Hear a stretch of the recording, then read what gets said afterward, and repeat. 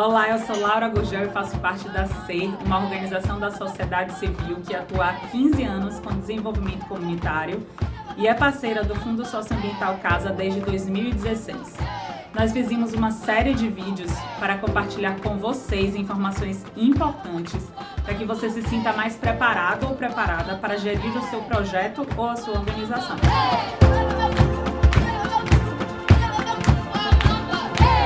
No conteúdo dos vídeos você vai encontrar boas práticas sobre gestão de projetos, gestão financeira e administrativa e gestão institucional. Aproveite e compartilhe. Neste vídeo você vai ter informações importantes sobre a gestão institucional das organizações da sociedade civil. São eles o Estatuto Social, a Assembleia e o Registro de Atas. O Estatuto Social ele é feito pela organização e para a organização. Isso quer dizer que ele deve conter os desejos e as necessidades da sua OSC. Mas tem algumas regras mínimas que o Código Civil estabelece e eu vou citar aqui todas essas regras. Então a lei ela determina alguns itens obrigatórios. O primeiro deles é que o estatuto ele conste a denominação, os fins, ou seja, que atividades que a organização vai desempenhar e a sede dela, tá? Esse é o nosso primeiro item. Depois nós vamos ter que citar no nosso Código Civil a requisição para admissão, demissão e exclusão dos associados. Então, que requisitos são esses que a gente precisa estabelecer para que a gente coloque que os associados entrem na organização ou que eles sejam também destituídos dela? Um outro item importante são os direitos e os deveres desses associados, ou seja, o que eles têm que fazer e o que eles têm também de direito quando eles entram e se associam à nossa organização. O próximo item são as fontes de recursos que eu vou ter para manter a minha organização ao longo do período em que ela existir, tá? O modo de constituição e funcionamento dos órgãos deliberativos também precisam constar nesse estatuto, ou seja, como que os órgãos que vão deliberar sobre a organização, ou seja, tomar decisões, como é que esses órgãos vão funcionar, se eles vão ter eleições diretas, quem é que pode participar dessas eleições, qual é exatamente a participação de cada um dentro dessa tomada de decisão. Então, todos esses são aspectos importantes que precisam constar no Estatuto. As condições para alteração e disposição do próprio Estatuto também precisam constar nele. Então, por exemplo, se eu quero mudar, né, a organização nasceu hoje, daqui a 10 anos eu vou querer mudar, antes até, né, daqui a 2 anos eu vou querer mudar o Estatuto. Então, o que precisa acontecer para esse Estatuto ser alterado? Então, eu preciso ter um quórum mínimo de pessoas na Assembleia, um quórum mínimo de associados, né? Eu preciso fazer a convocatória dessa Assembleia com um tempo de antecedência. Então, todas essas condições de alteração precisam também constar nele. A forma de gestão administrativa e de aprovação das contas da organização também é um aspecto de suma importância que está relacionado à transparência. Então, como essas contas são aprovadas, por quem, em que tempo, né? Em que período de tempo, de que forma esses documentos devem ser apresentados, né? Com que frequência. Os critérios de eleição dos administradores, ou seja, aqueles que vão gerir a organização. Então, seja diretor, o corpo de diretores, seja a direção executiva, os órgãos todos deliberativos, como a gente fala, conselho fiscal, administrativo, quais são os critérios de eleição para as pessoas ocuparem esses cargos, o modo de representação ativa, passiva, judicial e extrajudicialmente, como é que ela vai acontecer. Então, é necessário um CPF que esteja vinculado ao CNPJ da organização e esse CPF ele é quem vai representar a organização em todos esses aspectos que eu citei. Também é importante dizer que a gente precisa colocar no estatuto se os membros, né, respondem ou não subsidiariamente às obrigações sociais. Eles não respondem, e isso quer dizer que se por qualquer ventura essa organização sofra algum tipo de processo judicial e seja penalizada, os associados eles não vão responder por esses processos, né, de forma individual. Então, os membros e representantes legais não respondem por essas obrigações da organização, apenas se for algo criminal, obviamente. Eu também preciso citar no meu estatuto qual vai ser o destino do patrimônio da organização. Como a gente falou no vídeo 5, o patrimônio da organização ele faz parte da sociedade. Então, se a organização decidir ser dissolvida, né, ela chegar ao fim, eu preciso dizer no meu estatuto para quem eu vou destinar esse patrimônio, de que forma, se será para uma organização que tem a mesma natureza que a minha, né? Se ele será através de leilão, etc. E esse recurso vai ser destinado para uma outra organização da sociedade civil. Então, eu preciso falar como que vai ser dissolvido esse patrimônio. E, por último, qual será a forma e o quórum para a convocação da Assembleia Geral. Então, quantos membros associados eu preciso ter presente na minha Assembleia Geral para que ela realmente seja deliberativa e com que antecedência eu preciso fazer essa convocação, também é uma informação importante que precisa constar no Estatuto.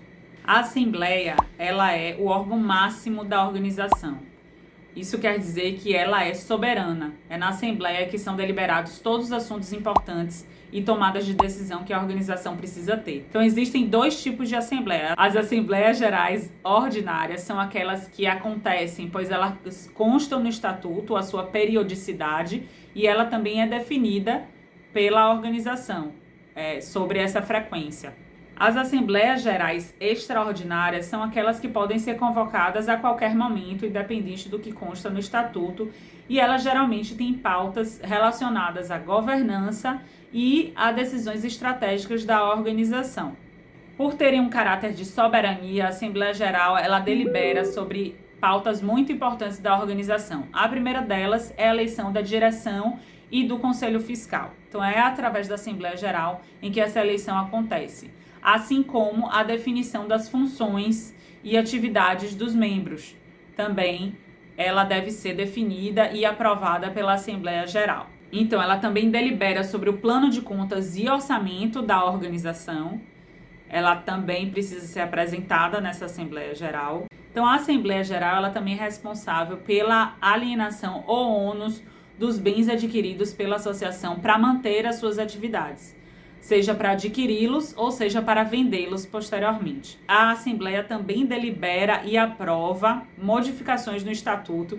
Como eu disse anteriormente, qualquer modificação no Estatuto ele precisa passar pela Assembleia Geral e ser aprovado pela Assembleia Geral. Então, é a Assembleia Geral também que define as penalidades que constam no Estatuto, tanto para os seus membros associados, listando os seus direitos e deveres, quanto também para os membros dos órgãos deliberativos, da diretoria, Conselho Fiscal e Administrativo. Então, através da Assembleia Geral é que essas deliberações são realizadas. Os pontos trazidos como pautas fundamentais da Assembleia Geral são de extrema importância, além de serem boas práticas, já que trazem mais transparência e segurança, pois as tomadas de decisões não são feitas por uma única pessoa e sim por um coletivo. Por isso, é importante se ater também à realidade de cada organização em relação às tomadas de decisão na Assembleia Geral, para que não engesse o processo de vocês, ou seja, para que as deliberações da Assembleia Geral não sejam um impeditivo para o dia a dia e para o funcionamento da organização como um todo. Então é importante fazer uma análise da organização de uma forma geral, tanto a governança e como são tomadas as decisões, como seus procedimentos e processos internos, porque isso reflete diretamente em como a Assembleia Geral deve deliberar e com que frequência. Então, obrigatoriamente, por lei, a Assembleia Geral ela deve deliberar sobre duas pautas: a destituição dos administradores e a alteração do Estatuto Social. Então, uma dica importante é atentar para o quórum estabelecido no Estatuto Social, já que pelo tempo que aquele Estatuto Social tem, nem sempre a gente está consultando ele o tempo todo. Então, antes de realizar a Assembleia Geral, é importante dar uma lida no Estatuto e garantir que tudo que está dito lá em relação ao quórum, a data prévia de realização da Assembleia, a convocatória, está sendo cumprido para que o efeito dela, de fato, seja deliberativo. Toda Assembleia ela gera uma ata, e essa ata ela deve ser registrada em cartório. E eu vou ressaltar o que eu já falei. É importante, antes de registrar a ata, consultar o estatuto para saber se todas as informações exigidas no estatuto estão na ata e nos documentos que vocês precisam levar para o cartório para registrar. O primeiro deles é o requerimento de registro da ata. Então, o que a gente indica como boa prática é que você consulte o cartório em que essa organização foi registrada originalmente, né, no seu município, sede da organização.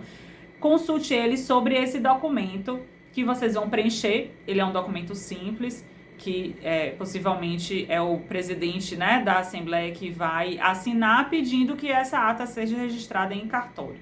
Então, uma atenção é justamente que a ata seja registrada no cartório de origem da organização, ou seja, o cartório em que registrou-se o estatuto social da organização. O segundo documento que vocês devem levar para registrar a ata da Assembleia é o edital de convocação da Assembleia, onde deve constar horário, local e a pauta daquela Assembleia.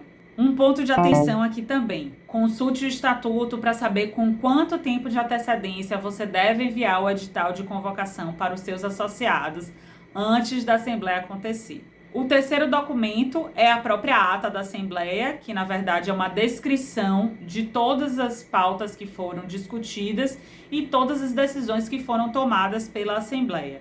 Então esse documento também deve ir junto com vocês para o registro e é a própria ata, é este documento que será registrado no cartório.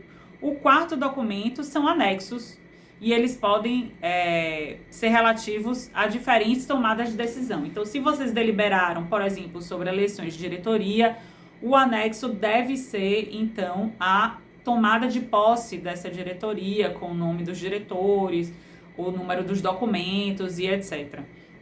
Se vocês aprovaram plano de contas da organização, esse plano de contas deve estar anexo. Se foi aprovado o relatório de atividades, também deve estar em anexo. Então, os anexos eles vão estar relacionados ao que foi deliberado durante a Assembleia. O último documento que vocês devem levar para o registro de atas é a lista de presença da Assembleia. Uma boa prática é levar 2 vias originais. Então, é essa lista de presença que vai provar a quantidade de membros associados presentes e que vai garantir que todas as decisões que foram tomadas na Assembleia serão efetivamente registradas no cartório. Alguns cartórios eles já estão aceitando o registro de atas de forma online através de certificado digital. Então é importante que você consulte o seu cartório para saber se isso já é possível e economizar uma ida aí ao cartório é bastante válido. Por conta da pandemia, nós tivemos que adaptar nossas assembleias presenciais para assembleias digitais, no ambiente digital. Então, nesse caso, a gente recomenda que você consulte o seu cartório para saber qual a lista de presença que vocês devem levar até eles. Se é válido uma lista de presença online, em que os membros eles colocam ali o seu nome e o seu documento, ou se eles exigem sim que haja uma lista de presença física. Então cada cartório ele está lidando com essa situação de uma forma e a gente recomenda que você consulte, ligue antes para saber como que você deve registrar exatamente a presença dessas pessoas. Uma boa prática de gestão é manter as atas sempre em dia. Isso quer dizer seguir exatamente o que diz no estatuto em relação ao período de eleição. Ou seja, se a diretoria vai vencer a sua eleição este ano, vocês precisam se preparar para ter uma assembleia pelo menos uns 2 meses antes, registrar essa ata em cartório e levar ela até o banco registrada. Isso porque se a sua ata de diretoria vencer, o banco automaticamente bloqueia a sua conta.